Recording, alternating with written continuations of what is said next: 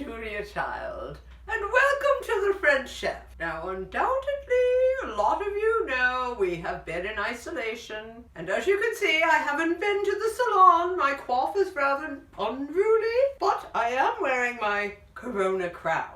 Now, because of isolation, some of us can't get out to the grocer, but we have heard that we can create our own drink, our own infusion, that may save us from this virus. And many of those ingredients you can get right under your kitchen sink. For example, what housewife doesn't have a bottle of Clorox on hand? Or Drano in the bathroom, gentlemen, when your wife complains of that pesky drain. We also have, hidden way back from the children, hydrochloric acid. Now let's get started. First, we have here the Drano, which has already been measured in our measuring cup, because you don't want to get this and fool around on your hands.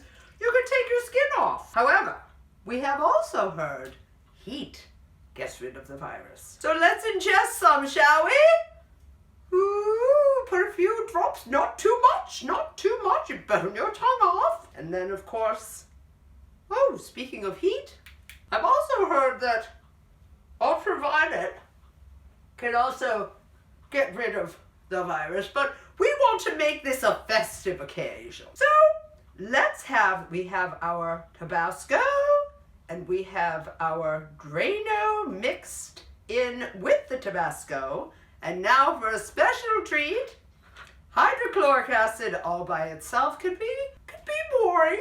So we're going to pour a shot of that, and then the pièce de résistance, arsenic. Throw a little of that in there and wow your guests. Woo, look at that. Now, before serving, you want to doll it up a little bit with a dash of innocuous whipped cream. And then, of course, to make it festive, we'd like to take a sprig of hemlock, for example. And of course, who would not want to live without a little sprig of Belladonna to make it go down a little bit easier? I also have some cyanide-laced gummy bears, which can make it very, very pretty. There! Another sprig of arsenic on top, and voila! Oh, lest we forget the festive tropical-looking umbrella. Now, isn't that the most beautiful beverage you've ever seen? Now, ladies, when serving this, I suggest a little hors d'oeuvre.